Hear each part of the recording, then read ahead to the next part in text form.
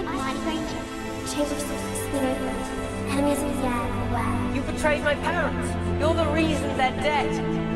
He's mad. Voldemort's mad. She killed you. You know the spell, Baron.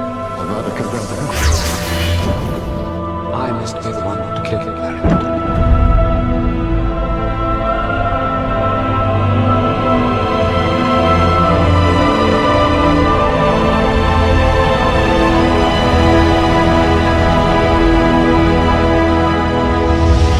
Je tiens encore une fois à m'excuser pour le retard des dernières vidéos. Je n'ai pas eu beaucoup de temps libre pour moi. J'ai commencé à monter les vidéos un petit peu tard et des fois j'étais assez fainéant. Donc je n'ai pas pu respecter le calendrier d'un épisode par jour pour cette semaine spéciale et je m'en excuse sincèrement.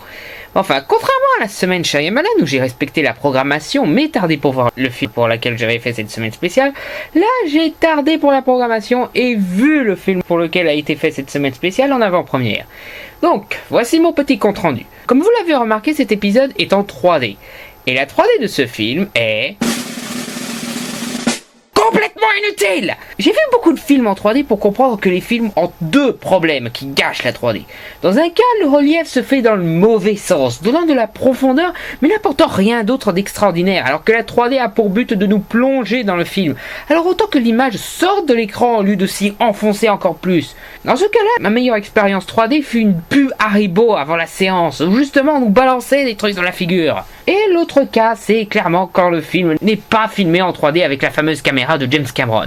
Que donc la 3D n'apporte qu'une paire de lunettes sur le nez et un manque de clarté dans les mouvements de caméra. Aussi, petite déception, les Américains, quand ils sont allés voir le dernier Harry Potter, ils ont eu droit en avant-première à la bonne annonce de The Dark Knight Rises. Pourquoi nous on n'y a pas droit, nom de Dieu? Je l'ai rendu aussi fan de The Dark Knight, c'est aussi chez nous qu'il a eu du succès. Ah d'ailleurs j'ai pu voir cette bande-annonce et ça a l'air génial. Bon enfin, retour au film. Comme la partie 2, le film se sent incomplet. Il manque un premier acte, un début. Ici on nous remet au milieu du deuxième acte là où on était parti quoi. Ils ont bien mis la scène où Voldemort prend la baguette de Dumbledore pour faire genre précisément dans Harry Potter. Et une très belle scène d'intro avec Poudlard, Rogue directeur, ce qui fait un joli premier acte artificiel, qui ne fait même pas une minute d'ailleurs. Le reste du film est excellent. Cet épisode est largement meilleur que la première partie, et je crois que je l'ai plus aimé que l'Ordre du Phénix, probablement parce que c'est la partie la plus intéressante et intense de l'histoire. Beaucoup d'éléments comptent sur la première partie, et je trouve que ça en dépend trop, hélas. Alors, ça dépend trop sur le fait qu'il faut voir les précédents films. Par exemple, dans la partie 1, il y a une petite scène que je trouvais bizarre où la caméra se focalisait sur un cheveu qui tombait sur Hermione, sans évoquer après ou qu'est-ce que c'était après. Jusqu'à la partie 2 où on voit qu'Hermione a gardé le cheveu pour faire du polynectar et prendre l'apparence de Bellatrix. D'un côté, l'histoire de la partie 1 souffre d'une scène incompréhensible et de l'autre, la partie 2 souffre d'un élément scénaristique sorti un peu de nulle part.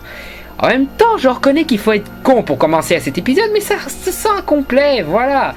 Alors que jusque-là, chaque film du 1 aussi se sentait complet. À la limite, à l'exception de la coupe de feu pour avoir enlevé les scènes de compétition, mais ça c'est autre chose. Même celui qu'on critique le plus, à savoir le prince de sang mêlé, se sentait complet, racontait tout ce qu'il avait raconté avec un épilogue comme il faut. Mais enfin, ce film a l'avantage de se compléter avec un autre, donc je suppose que c'est moins grave que la coupe de feu où les scènes manquantes disparaissaient dans l'oubli intersidéral. Mais enfin bref, le film est un enchaînement de scènes cool, comme la confrontation finale et la scène du dragon. Oui, il y a un dragon et celui-là n'est pas nul, par contre j'ai lu comme quoi il était aveugle celui-là. C'est pas triste ça, un dragon aveugle est meilleur que les dragons de films de ces 10 dernières années. Et des scènes d'émotion plus fortes que tous les autres épisodes.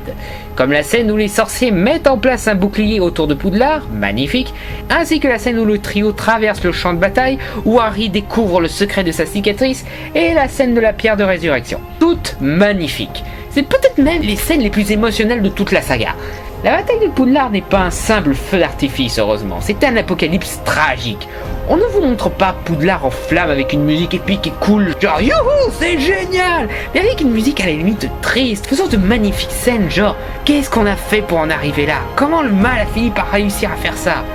L'émotion de ce style englobe une bonne moitié du film, et ça me fait vraiment plaisir. Beaucoup reprochent à David Yates de ne pas avoir assez d'ambition dans ses épisodes. C'est vrai que jusque-là il était assez simple, mais je pense qu'il nous prouve le contraire ici, qu'il peut avoir beaucoup d'ambition. C'est cool aussi de voir des personnages comme McGonagall se lâcher, combattant Rogue avec une férocité qu'on n'imaginerait pas d'elle, et demander aux élèves de faire sauter un pont en disant « Boum !» Ouais, on va faire tout péter.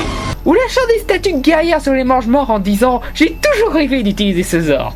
C'est génial, c'est quelque part la McGonagall badass que j'espérais voir secrètement. Ron aussi se lâche pas mal, il arrive enfin à embrasser Hermione après une scène bien marrante, pour ensuite courir comme un taré après le petit con qui a voulu balancer un Avada Kedavra sur elle. C'est ma copine, enfoiré! Bon, ça amène à une scène classique où Ron part après eux pour repartir à la queue entre ses jambes complètement paniquées. Mais c'est les plus marrants, c'est un excellent exemple de ce style de film, surtout quand il crie « Ce con a foutu le feu à la salle !» Simus le sorcier corse a d'ailleurs son heure de gloire lui aussi, en ayant pour mission de plastiquer le pont. Ok, déjà quand il fait pas exprès il est dangereux, mais lui donner l'autorisation de faire péter des trucs intentionnellement, c'est plus dangereux que Voldemort lui-même. Qu'est-ce que vous croyez? Le Poudlard en flamme là, c'est pas les mange-morts qui ont fait ça, c'est Simus. Hé, c'est pas moi, j'y suis pour rire. Et celui que j'attendais le plus comme heure de gloire, c'est bien sûr Neville, dont le coulomètre a sauté dans celui-là. Non seulement il est courageux comme jamais, mais il se lâche et devient le meilleur soldat de cette bataille. Il a des scènes les plus badass où il court sur un pont en train d'exploser, digne de James Bond, ou quand il sort l'épée de Gryffondor pour décapiter le serpent de Voldemort. On ne rigole pas avec Neville. Il y a aussi un moment marrant où au milieu de la bataille il croise Harry qui le voit balafrer et tout. Et il lui demande « Tu vas bien ?» Il répond « Je me suis jamais aussi bien de ma vie. Où est Luna? Je suis fou d'elle, il faut que je lui dise avant de crever !» De plus, c'est là qu'on voit à quel point Neville a évolué durant le saga. Parce qu'il a atteint le même niveau de maturité et de courage qu'Harry. Mais c'est plus impressionnant pour Neville parce qu'il avait commencé encore plus bas dans son évolution qu'Harry. Donc ouais, là je pense que j'ai mon argument ultime du fait que Neville est le meilleur personnage de la saga. Le reste du casting est très bien. Daniel Radcliffe nous fait ses plus belles scènes, notamment quand il découvre qu'il est un Horcrux et qu'il doit donc mourir pour vaincre Voldemort. L'expression sur son visage est juste magnifique. Alan Rickman aussi est très bon. Il meurt rapidement, mais sa mort amène le plus bel hommage à son personnage qu'on pouvait espérer. Où on découvre qu'il aimait la mère d'Harry, que sa haine pour Harry cachait aussi une affection pour le fils de la femme qu'il aimait. C'est une magnifique scène qui, hélas, donne à Alan Rickman une drôle de tronche, surtout au niveau des yeux, mais enfin. D'ailleurs, j'ai vu que pas mal de personnes ont mal compris un moment de cette scène où Rogue dit « il pense que c'est son fils ». Apparemment, ils ont beaucoup trop vu de séries comme Les Feux de l'amour ou Desperate Housewives parce que beaucoup ont cru que Rogue disait qu'il était le père d'Harry et que James Potter pensait qu'il était réellement son fils. Toute cette réflexion sur cette phrase rendue ridicule par ce qui est dit avant et après cette phrase, dans la même discussion, indiquant qu'il parle de la prophétie annonçant l'arrivée de quelqu'un qui vaincrait Voldemort et que Rogue dit que c'est son fils. Le fils de la femme qu'il aime. S'il vous plaît, ne donnez pas raison aux phonétiques en étant bête à ce point, quoi. Ralph Fiennes aussi était pas mal. J'aime bien la tronche qu'il tire quand Harry le retrouve dans la forêt. Il est pas vraiment content, il est quelque part surpris et aussi en colère. Sûrement de voir son ennemi juré se rendre ainsi. Ou peut-être qu'il pense simplement à ce que l'existence d'Harry Potter a apporté à Voldemort. Que des ennuis. Bon après, malgré les excellentes scènes et le final très satisfaisant, il y a 2 ou 3 trucs qui me gênent dans ce film, concernant le principe de 2 parties aussi. Non seulement ça rend le film incomplet, comme je l'ai expliqué, mais aussi ça force le réel à remplir les minutes en trop de trucs largement dispensables. Par exemple, ils auraient dû enlever le scénario avec le frère de Dumbledore. C'est intéressant de connaître quelques secrets de la vie de Dumbledore, mais ça ne va nulle part. On ne sait toujours pas c'est quoi cette histoire de la mort de sa sœur, et ça n'apporte rien au reste de l'histoire, à part renforcer le thème de cet épisode déjà bien renforcé. Bon après oui, ça permet au frère de Dumbledore de participer à la bataille, mais qu'est-ce qu'il fait dans cette bataille? Balancer un super Patronus pour faire fuir les détraqueurs? Et Harry, il en a fait un meilleur que ça de Patronus. La Dame Grise aussi, je l'aurais enlevé. Elle fait que ralentir l'histoire pour révéler qu'un Horcrux est dans la salle sur demande, qui est d'ailleurs la première salle où j'irai chercher pour trouver un truc à Poudlard, vu que c'est la salle qui nous apporte tout ce dont on a besoin. Et puis en lisant l'esprit de Voldemort pour savoir où se trouve cet Horcrux, il aurait pu voir directement la salle sur demande au lieu de voir la Dame Grise. J'ai lu aussi que la mort de Rogue devait être raccourcie et jouée dans le bureau de Dumbledore, où Harry va ensuite pour mettre ses souvenirs dans la pancine. Ils auraient dû le faire, parce que j'aurais trouvé intéressant de voir le regard d'Harry sur le corps de Rogue pour voir à quel point il s'en veut de tout ce qu'il a pensé sur lui, d'avoir un nouveau regard sur ce mec. Ce ne sont que quelques exemples. Après, il y a de bonnes scènes qui, malgré leur qualité, auraient dû être enlevées pour faire cette histoire en un film et tout simplement le faire plus long. 1 heure plus long que d'habitude, par exemple. Aussi, il y a des petits trucs qui me gênent dans l'histoire. Quand Harry retourne à Poudlard, il retrouve tous ses amis, notamment Luna. Attends une minute, qu'est-ce qu'elle fout là? La dernière fois qu'on l'a vue, on l'a libérée du manoir des Malfoy, utilisé par les Mange-Morts. Comment les Mange-Morts l'ont laissée rentrer à Poudlard sans se demander qu'est-ce qu'elle fout hors de sa cellule? Et pourquoi ils l'ont pas renvoyée au manoir? A-t-elle pris le même chemin qu'Harry? Dans ce cas, comment les Mange-Morts n'ont pas capté l'élève en plus ou l'élève caché? Mais enfin, une scène plus tard où Voldemort demande aux élèves de lui livrer Harry, sinon il attaquera Poudlard, évidemment une fille de Serpentard dit « Attrapez-le !» et tous les autres s'interposent, montrant qu'ils sont avec Harry. Et après, McGonagall demande à Rusard d'envoyer tous les Serpentards au donjon. Ok, ce n'est pas parce qu'une pute de Serpentard se met du côté de Voldemort que tout le monde le fera. 1 ou 2 Serpentards pourraient vouloir aider Harry. Donc les profs sont tout à fait conscients que la maison de Serpentard est une maison de futurs mange-morts. Donc pourquoi laisser la maison en route s'ils pensent qu'ils seront tous méchants à la fin? Ensuite, dans les souvenirs de Rogue, on arrive à la nuit où il trahit Voldemort pour aider Dumbledore en échange de la protection de la mère d'Harry. Parce que Voldemort veut tuer le bébé Harry parce qu'il pense qu'il sera le garçon de la prophétie. Donc Voldemort était au courant pour cette prophétie et l'a suffisamment étudié pour savoir que c'est un garçon et non une fille dont il est question. Donc pourquoi cherche-t-il à s'emparer de la prophétie dans l'ordre du Phénix? Il me semble qu'il est déjà bien informé pour cette information. Dans la scène de la pierre de résurrection, Harry demande au fantôme de Rémus ce qu'il adviendra de son fils. Attends, Rémus a un fils? Il est né, ça y est? Comment Harry sait que c'est un garçon? Il l'a pas vu de l'année, il l'a croisé que pour la bataille. Plus tard, Harry rejoint Voldemort, où Hagrid, enchaîné, lui crie « Qu'est-ce que tu fais là ?» Qu'est-ce que tu fais là, plutôt? Je ne savais même pas qu'il t'avait capturé. Ces différentes scènes, je suppose qu'elles sont dues aux libertés prises dans les différents films, mais qu'à cause de ce système de 2 parties, ils ont dû remplir avec des scènes telles qu'elles étaient dans le livre, ne pas continuer la logique des précédentes adaptations, et en occultant les éléments qu'ils occultaient jusque-là. En faisant ça, je suppose qu'il n'aurait plus assez pour 2 films de 2 heures, amenant donc à des changements embrouillants dans ce genre, et des éléments non introduits qui débarquent un petit peu de nulle part, comme le miroir d'Harry. Donc encore une fois, c'est de la faute de ce putain de système de 2 parties et de ces connards de fanatiques qui nous faisaient chier pour qu'on mette des scènes qui auraient dû rester dans le livre. Après, il y a la discussion entre Voldemort et Rogue, qui tourne un chouïa en rond. À qui appartient la baguette? À vous, maître. Vraiment? Oui. Mais à qui est-elle vraiment, cette baguette? Mais à vous, maître. Oh, vraiment? Oui. Tu en es sûr? Oui, elle est à vous. Mais est-elle? Ta gueule! Aussi, durant le combat final contre Voldemort, il y a un moment où il transplane, où on voit les Harry et Voldemort distordus se battre. Ce qui donne à un moment une image zarbe mais cool quand leurs 2 visages fusionnent. Et en parallèle, la fumée noire de leur transplanage, les montrant foncer dans les murs et voler dans les toits. Donc c'est à ça que ressemble le transplanage vu de l'extérieur? C'est ça, cette fumée noire? Je croyais que le transplanage ressemblait à ça, voir les personnages se distorder dans un point et disparaître. La fumée vient après ou quelque chose? Mais enfin, après un magnifique final et la mort de Voldemort, tout le monde se réjouit de la victoire. Mais d'une façon que je trouve un petit peu trop calme. Je suppose qu'après ce genre de truc, ce serait aussi silencieux et calme. Mais merde, on a tué Voldemort et sauvé le monde! Sortez le champagne! Dansez autour de l'emplacement de sa mort en chantant « Ce n'est qu'un va te faire foutre !» Je sais pas moi, le roi a eu plus de morts que vous et pourtant ils ont fait une bonne fête après la bataille du gouffre de Helm. Ensuite, Harry se retrouve avec la baguette relique de la mort et Ron dit « Que va-t-on en faire? Avec cette baguette, nous serions invincibles. » Mais pourquoi faire? Voldemort est vaincu, tu veux quoi, conquérir le monde avec? Mais enfin, malgré ces quelques points, ça reste un magnifique film, concluant comme il faut la saga. La musique, toujours d'Alexandre Desplat, s'est heureusement largement améliorée après la première partie. Non seulement il nous fait de magnifiques compositions, notamment le thème de Lily, qui est la meilleure composition du mec, mais aussi en reprenant des thèmes du précédent film. Oh, et je ne veux pas dire reprendre des thèmes et les rejouer, non, il a carrément repris les enregistrements de la bande originale des précédents films et les a mis au montage. Le thème d'Edwidge qu'on entend à 2 reprises, c'est exactement la même version que celle de John Williams. Tiens d'ailleurs, je l'avais dit que ce thème en reviendrait en force quand il retournerait à Poudlard. On a ensuite le thème du prince de sang mêlé de la mort de Dumbledore pour la scène des souvenirs de Rogue. Et enfin le thème Leaving Hogwarts du tout premier épisode, apportant un beau sentiment de nostalgie et de boucle bouclée. Sans parler du reste du thème d'Edwidge pour le générique de fin. C'est comme si le mec s'était rendu compte de ses défauts après la partie 1 et qu'il a tout fait pour rendre cette BO parfaite, avec ce qu'il a fait de mieux et quelques des meilleurs thèmes de la saga. Ma seule réelle déception est le générique de fin. On a juste le classique mot sur fond noir. Après 4 génériques de fin animés, tu finis la saga sur un générique banal?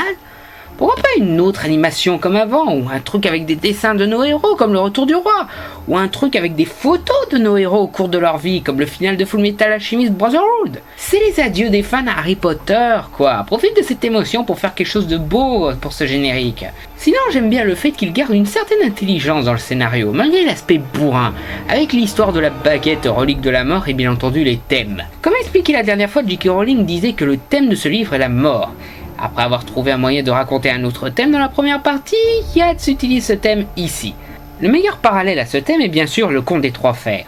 Celui qui voulait vaincre la mort pour finalement être emporté par la mort, celui qui s'accroche trop aux êtres perdus pour finalement s'apporter la mort, et celui qui accepte la mort comme une chose naturelle qui vivra le plus longtemps possible. Voldemort étant le possesseur de la baguette, il est bien sûr celui qui veut vaincre la mort, qui veut lui échapper. Rien que les noms qu'il s'est choisis insinuent qu'il veut voler et manger la mort. Oui, sur ce point, il est un petit peu psycho, Voldy, manger la mort. Ironiquement, pour survivre, il doit apporter la mort, et à la fin, il meurt quand même.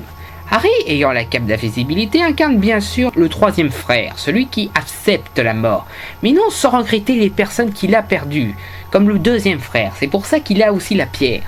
Mais après une magnifique scène où il accepte sa mort à venir, où il découvre que les morts ne partent jamais vraiment, qu'ils sont toujours en nous, il lâche la pierre, acceptant la mort, passant du deuxième frère au troisième frère.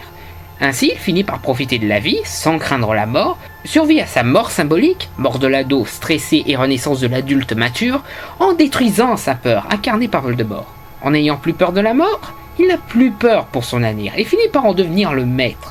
Vit heureux et perpétue la vie en ayant beaucoup d'enfants.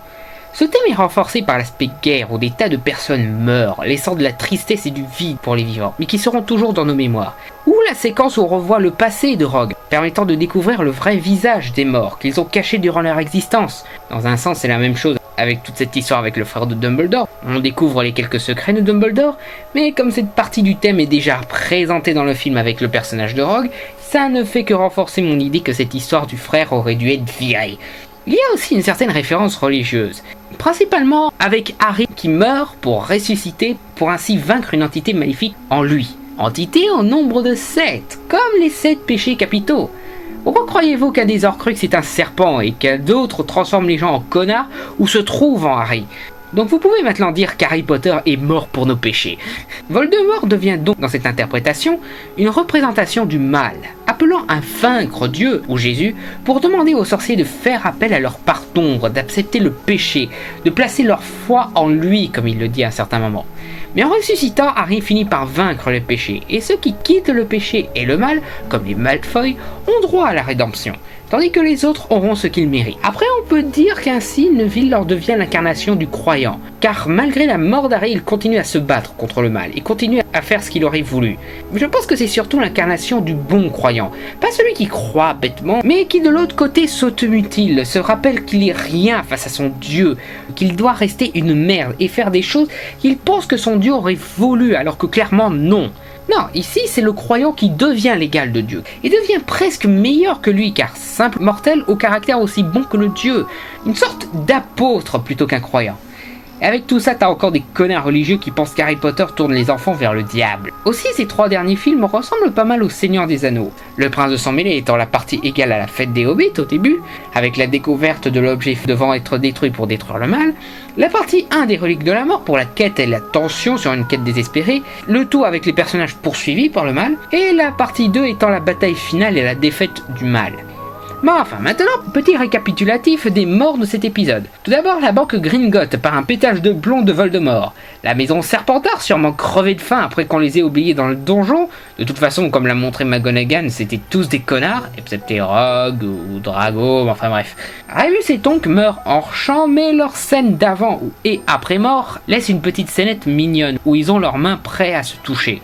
Fred aussi meurt hors champ, mais ça reste fort de nous montrer les Weasley pleurer autour de son corps. Un élève bouffé par Greyback, accessoirement mort, qui semble être Lavande, mais je me trompe peut-être. Rogue, gorge tranchée par Voldemort et attaqué plusieurs fois par son serpent, on sait jamais. Pettigrew et Yaxley emportés vivants dans le vide intersidéral du franchement qu'est-ce qu'on a à foutre de ces personnages. Les rafleurs emportés par l'explosion du pont par Seamus, je vous l'avais dit qu'il était dangereux. Une grande partie des mange-morts en fuite ou maîtrisés par l'ordre, les élèves et professeurs. Pius tué par un autre pétage de plomb de Voldemort après qu'il ait perdu un autre Horcrux. Bellatrix tuée par Molly Weasley elle-même, bien que j'ai été un peu déçu par l'aspect bâclé de son combat, même si c'est cool de voir Molly la traiter de pétasse et l'exploser. Et vous pouvez aussi y voir une symbolique religieuse sur la mère plus forte que la catin. Harry tué par un Avada Kedavra de Voldemort, mais il va mieux maintenant. Le serpent de Voldemort décapité par Badass Neville, et Voldemort tué par son propre Avada Kedavra parce qu'il était trop con pour comprendre que la baguette ne lui obéissait pas. Bon alors, c'est à ce moment-là que je devrais mettre la partie de Radio Phoenix pour qu'elle mette son analyse sur l'adaptation. Seulement, comme elle n'a pas pu m'envoyer de rush, et que le seul moment où elle a pu m'envoyer c'était de très mauvaise qualité, pour que finalement on a dû se réunir pour faire tous les deux ces rushs, et qu'elle a décidé de faire ça sous forme de débat, je vais mettre ça dans une autre vidéo, uniquement audio. Oui, je sais, c'est chiant le fait que j'ai retardé cette vidéo, tout ça pour la partie de Radio Phoenix, pour finalement la mettre dans une autre vidéo, je sais, mais c'était pas prévu. Mais bon, sa note pour l'adaptation, c'est 4, parce qu'elle est un petit peu déçue du fait que malgré les deux parties, ils ont enlevé encore plus de trucs qu'ils auraient pu en rajouter avec ce système-là. Pour le reste, vous verrez durant le débat. Quant à moi, je lui donne 8 sur 10. Magnifique finale de cette saga de 10 ans. Et souvenez-vous les enfants des différentes morales que vous devez retenir de cette histoire. L'école, c'est magique mais des fois dangereux. Derrière un connard ou un trouillard peut se cacher un grand homme. C'est pas parce que t'as des lunettes que t'es pas un dur. C'est ok de faire des infractions si c'est pour une bonne raison. Si t'essayes d'échapper à la mort, tu mourras plus vite. Refuse jamais un plat préparé par Molly Weasley. Ne sois pas une pute sinon on t'explosera. Fais pas chier Neville Londubat.